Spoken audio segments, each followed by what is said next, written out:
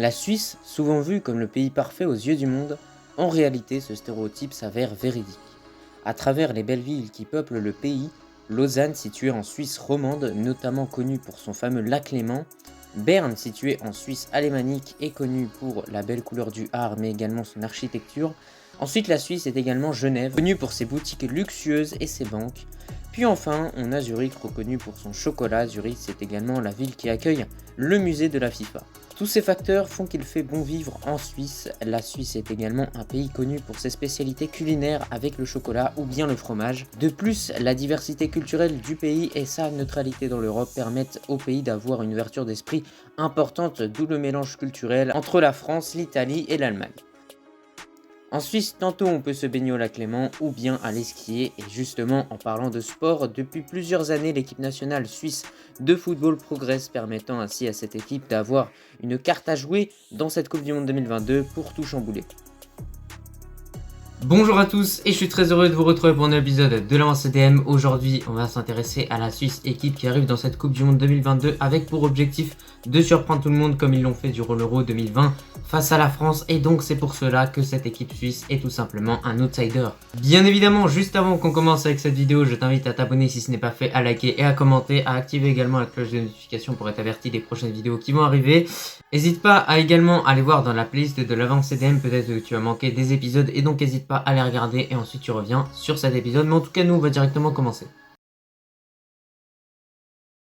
Pour la qualification concernant cette équipe suisse, écoutez, ça s'est plutôt bien déroulé pour eux étant donné qu'ils ont fini premier de leur groupe de qualification pour la Coupe du Monde 2022 devant l'Italie, donc quand même il fallait le faire, chapeau. En tout cas, belle prestation réalisée par les Suisses qui au final arrivent directement à obtenir leur ticket du premier coup et évitent surtout les barrages qui sont vraiment compliqués en Europe. Et surtout, ce qui est intéressant, c'est vraiment le bilan. On a 5 victoires et on a 3 matchs nuls, ce qui fait qu'au final on a 0 défaite pour les Suisses, donc ce qui montre à quel point ils ont réalisé une très bonne campagne de qualification pour cette Coupe du Monde 2022. Et également un autre élément important à relever, c'est également cette stat. On a tout simplement 0,2 buts encaissés en moyenne par match par les Suisses, donc ce qui est relativement peu, et ce qui montre à quel point ils ont vraiment une bonne défense durant cette campagne de qualification pour la Coupe du Monde 2022. En revanche, a été un petit peu plus compliqué offensivement étant donné que peu de joueurs ont brillé. On a tout simplement Shaqiri et Mbolo.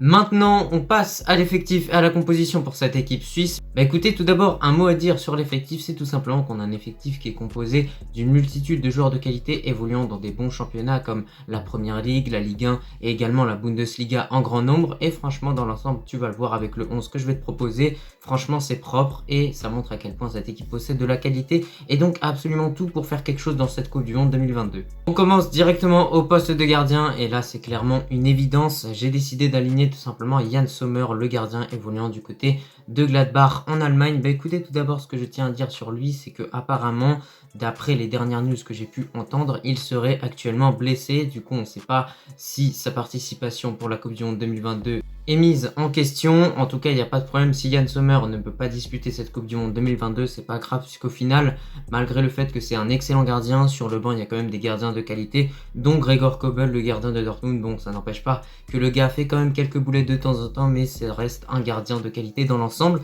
Mais sinon, pour Yann Sommer, de façon générale, c'est un gardien qui continue de nous choquer avec ses bonnes prestations.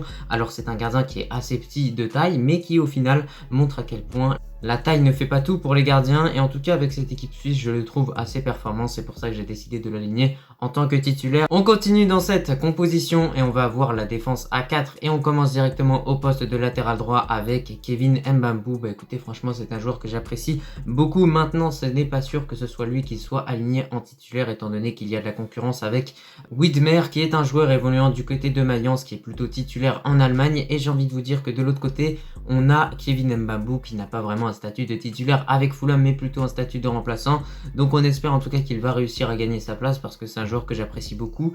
Après voilà, franchement c'est un joueur qui a beaucoup de qualité, il est bon en centre, il va très vite. Pour moi c'est vraiment le latéral parfait, c'est-à-dire le latéral qui va vite, qui sait centrer, qui sait également frapper, donc pourquoi pas aligner Kevin Mbambu étant donné que c'est un joueur qui a également beaucoup d'expérience avec cette équipe suisse. Néanmoins ces derniers temps il a été moins aligné en tant que titulaire.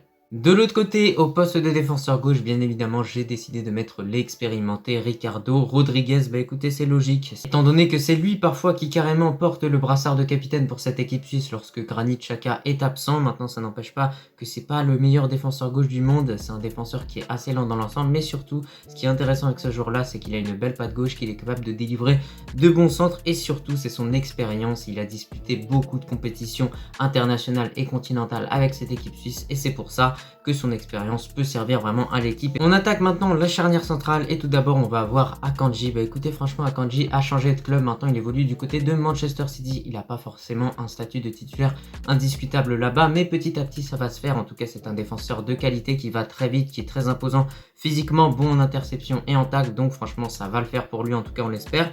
Maintenant voilà, franchement c'est un joueur qui est plein d'expérience, qui a également disputé beaucoup de matchs avec cette équipe suisse, et au vu des performances qu'il délivre en club et avec cette équipe suisse, c'est une certitude, Akanji devrait être titulaire pour cette Coupe du Monde 2022. Pour accompagner Akanji dans cette défense centrale, j'ai décidé d'aligner tout simplement Elvedi, joueur évoluant du côté de Gladbach. Bah écoutez, franchement c'est un joueur qui est assez irrégulier, capable du meilleur comme du pire, donc franchement ça va être assez dangereux de mettre un joueur comme ça sur le terrain. Maintenant ça n'empêche pas qu'il y a peut-être Akanji pour pallier les erreurs que Elvedi pourrait faire, en tout cas ça n'empêche pas que ça reste un défenseur de qualité, mais c'est pas le meilleur. Maintenant dans cette composition on passe au milieu de terrain, et donc cette composition est un 4-3-3. Du coup on va tout d'abord avoir Remo Freuler, joueur évoluant du côté de l'Atalanta. Franchement c'est un joueur de qualité, franchement ce joueur là, en tout cas il a évolué du côté de la Suisse durant cet Euro 2020, a sorti de bonnes performances et vraisemblablement devrait être aligné pour cette Coupe du Monde 2022. C'est un petit peu une valeur sûre dans cette équipe suisse, c'est un joueur qui sait garder le ballon, qui sait temporiser, qui sait également délivrer de bonnes passes, également bien défendre, donc franchement il sera d'une importance capitale pour cette équipe suisse. Pour accompagner Remo Freuler, bien évidemment j'ai décidé d'aligner Granit Xhaka, un joueur que j'apprécie beaucoup en tant que Gunners, bien évidemment au vu des performances qu'il sort pour cette saison 2022-2023 qui sont tout simplement extraordinaires. Il a déjà marqué pas mal de buts, on espère que ça va continuer pour Xhaka parce qu'en tout cas il affiche un niveau qui est exceptionnel pour cette saison 2022-2023, tu l'as compris. Et bah écoutez, avec la Suisse c'est de même, étant donné qu'il est vraiment le capitaine là-bas, c'est un leader sur le terrain, il est bon en passe, il est également très bon dans les interceptions et il apporte cette grinta et cette agressivité à cette équipe suisse, et je trouve que parfois cette équipe suisse est peut-être un petit peu trop tendre avec ses adversaires, et un joueur comme Xhaka peut peut-être amener un petit peu de grinta à cette équipe, et c'est pour ça que je l'aligne.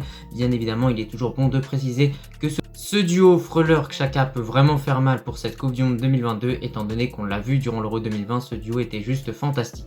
On continue maintenant avec au poste de milieu offensif Zakaria. Bah écoutez, franchement c'est assez décevant son début de saison, étant donné qu'il a été aligné 0 fois avec Chelsea en tant que titulaire, donc franchement c'est plus que décevant parce qu'on sait à quel point c'est un joueur de qualité qui peut apporter beaucoup à cette équipe de Chelsea. Après là-bas la concurrence est vraiment rude, étant donné qu'on a des joueurs comme Hakim Ziyech qui n'arrivent même pas à s'imposer au sein de cette équipe de Chelsea.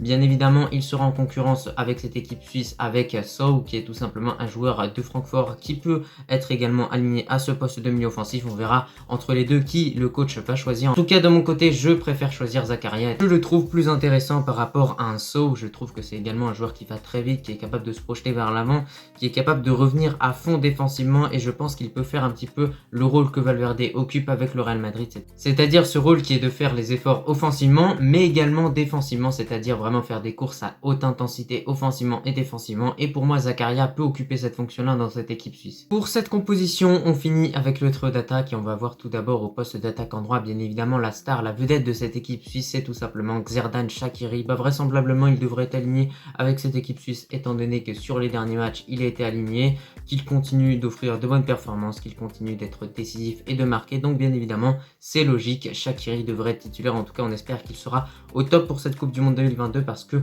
le peuple suisse va compter sur lui, étant donné que c'est un petit peu la star de cette équipe bien évidemment. De l'autre côté, au poste d'attaquant gauche, on a un joueur que je trouve très intéressant qui est tout simplement Ruben Vargas. J'ai décidé de l'aligner étant donné que c'est un joueur qui va très vite, qui est bon en dribble et qui peut vraiment déstabiliser pas mal de défenses. En tout cas, il évolue du côté de Augsbourg en Allemagne. Je trouve que c'est dommage et qu'il mériterait un club un peu plus prestigieux par rapport à Augsbourg. Il y a d'autres clubs qui peuvent être intéressants pour lui en Allemagne, comme par exemple le Borussia Dortmund, Fribourg, qui sont des clubs un peu plus prestigieux par rapport à Augsbourg, et pour moi il devrait changer de club pour tout simplement franchir un cap pour sa carrière. Maintenant avec cette équipe suisse il n'est pas tout le temps titulaire, mais pour moi il mérite cette place de titulaire au vu des performances décevantes des autres ailiers qui ont occupé cette fonction d'attaquant gauche, et pour moi lui pourrait mieux la remplir. Enfin, on finit avec cette composition au poste de buteur avec Mbolo. C'est tout simplement logique. On avait le choix entre deux buteurs, Seferovic ou bien Mbolo. J'ai décidé de sélectionner Mbolo. Entre ces deux-là, c'est Mbolo qui est le plus en forme, donc bien évidemment, il est plus rationnel de le sélectionner et de le mettre en tant que titulaire, étant donné que du côté de l'AS Monaco, il est vraiment en pleine forme et on espère que ça va continuer pour lui. En tout cas, franchement, moi déjà, je trouve que ce transfert de Gladbach à Monaco a été une bonne idée et au final, on voit les résultats aujourd'hui. Mbolo est en forme et continue vraiment d'impressionner un petit peu tout le monde en Ligue 1. C'est également un joueur qui possède beaucoup de qualités, donc tout simplement son gabarit, mais également sa vitesse qui est une qualité intéressante pour un buteur. Bon écoutez, c'est tout pour ce 11. En tout cas, n'hésite pas à me dire ce que tu en penses en commentaire. Tu l'as vu, de façon générale, on a quand même une bonne équipe sur le papier. Maintenant, ça n'empêche pas qu'on le voit quand même. La force de cette équipe suisse réside dans le collectif et non dans les individualités, tout simplement parce que tu l'as vu. On n'a pas non plus des joueurs de classe mondiale, étant donné que Elvedi, c'est pas l'assurance vraiment derrière, j'ai envie de vous dire. Mbambu, c'est également la même chose. Au milieu de terrain, Freuler, c'est pas non plus Modric. Donc voilà, quand même, il y a des joueurs de qualité, il y a des individualités qui sont intéressantes, mais ça n'empêche pas que de façon générale, la force de cette équipe suisse réside dans le collectif.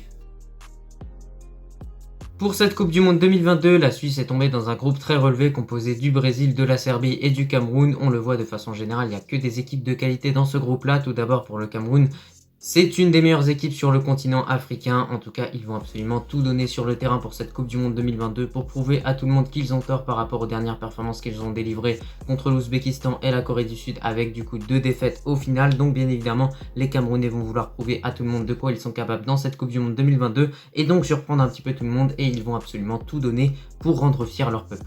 Donc bien évidemment, la Suisse devra vraiment se méfier du Cameroun, étant donné qu'ils auront vraiment une carte à jouer dans cette Coupe du Monde 2022. Ils sont un petit peu dans la même position que la Serbie, qui est également une équipe très intéressante composée de joueurs de qualité. Et surtout la Serbie, ce qui est intéressant à relever, c'est qu'on a quand même une équipe qui a fini première des qualifications pour la Coupe du Monde 2022 devant le Portugal, et croyez-moi, il faut le faire.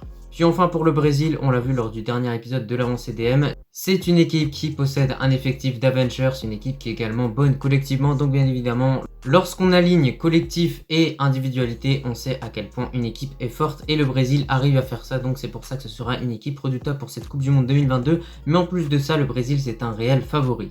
Maintenant, où placer la Suisse dans ce groupe-là? Déjà, première chose à relever, le premier avantage que cette équipe suisse possède par rapport au Cameroun et à la Serbie, c'est qu'on a une équipe qui est beaucoup plus expérimentée en termes de Coupe du Monde par rapport à la Serbie et au Cameroun, étant donné qu'ils ont disputé la Coupe du Monde 2014, la Coupe du Monde 2018, donc on peut le dire, cette équipe suisse a vraiment du vécu. Après, le petit problème avec cette équipe suisse, c'est qu'elle est vraiment imprévisible de façon générale. On a une équipe qui est capable du meilleur comme du pire, et bien évidemment, ils devront se gérer s'ils veulent obtenir cette deuxième place, mais pour moi, de façon générale, ils arriveront à finir deuxième de ce groupe, derrière le Brésil.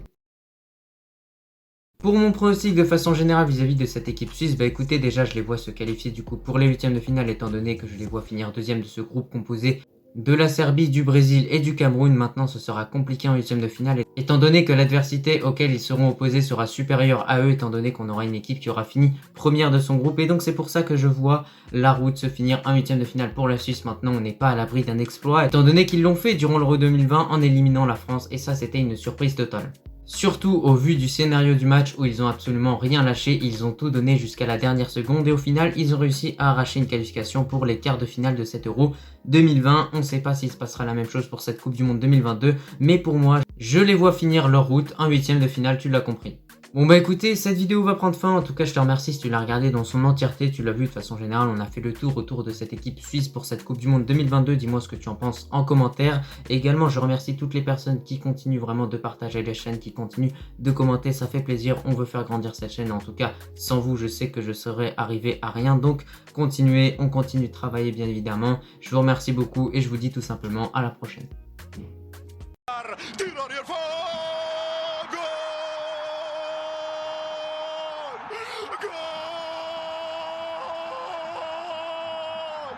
Goal!